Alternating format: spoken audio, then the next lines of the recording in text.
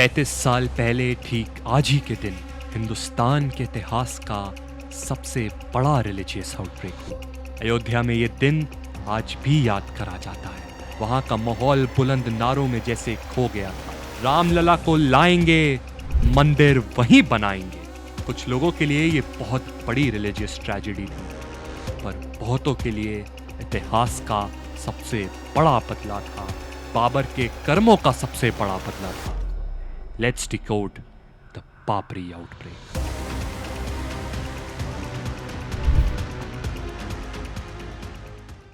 लगभग 1.5 से 2 लाख कार सेवक देश के हर कोने से अयोध्या में इकट्ठे हुए थे। उनकी एक ही सोच थी, राम जन्मभूमि को वापस लेना है। उनके लिए ये भीड़ एक शो फोर्स नहीं था, ये उनके रिलीजियस सॉलिडारिटी का सबसे बड़ा एग्जाम्पल और प्रदर्शन था।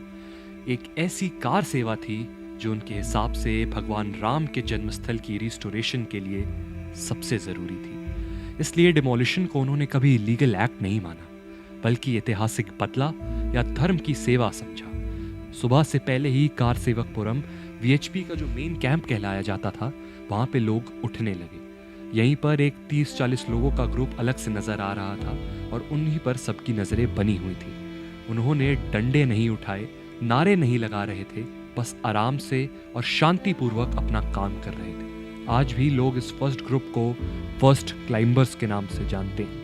ये वो लोग थे जो सबसे पहले डोम पर चढ़े। कार सेवकपुरम से 100 से 150 सपोर्टर्स आउटर बैरिकेड तक पहुंच गए। ये वो फर्स्ट वेव थी जिन्होंने सबसे पहले पुलिस पर प्रेशर क्रिएट किया था। आई विटनेस के हिसाब से उनके शब्द ये थे कि हम बस दर्शन के लिए जा रहे हैं और हमारा कोई भी काम नहीं। पर जैसे ही वो गेट के पास पहुंचे तो लोगों ने पहला बैम्बू बैरिकेड हिला दिया। बाबरी मस्जिद के लेफ्ट साइड में एक पतली गली थी जिसे निर्मोही अखाड़ा लेन कहा जाता था। यहीं से पहला रियल ब्रीच हुआ। 300 से 400 लोग एक साथ दौड़ पड़े। पीएसी की 20 जवान साइड हो गए। एक जीप रिवर्स होते होते डिच में गिर गई। भीड़ सीधे स्ट्रक्चर को टच करने पहुंच गई। प्रेस रिपोर्ट्स में इसे चार्ज्ड क्राउड जोन के नाम से आज भी मेंशन करा जाता है। डिमोलिशन को कार सेवक्स ने इलीगल या वॉयलेंट एक्ट कभी माना ही नहीं था। उनकी नजर में ये कार सेवा थी।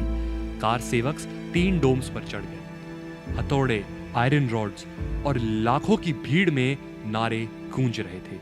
जय श्री राम, एक धक्का और दो, बाबरी मस्जिद तोड़ दो। डिमोलिशन का टाइमिंग भी कार सेवक्स के लिए एक सिंबॉलिक माना जाता है। डोम 1 2:30 बजे टूटा, डोम 2 3:30 बजे टूटा और डोम 3 4:50 पे डिमोलिश कर दिया गया। तीनों डोम्स के गिरने का एक सिंबॉलिक मैसेज था।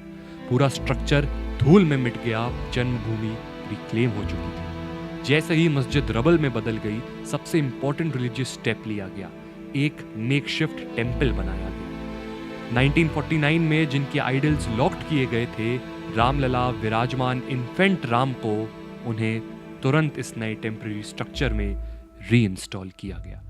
इससे एक ही मैसेज पूरे विश्व में कन्वे हुआ, 24 घंटों के अंदर साइट को फिजिकल और रिचुअली क्लेम कर लिया जा सकता है। और यही था इस पूरे ऑपरेशन का फाइनल धार्मिक ऑब्जेक्टिव।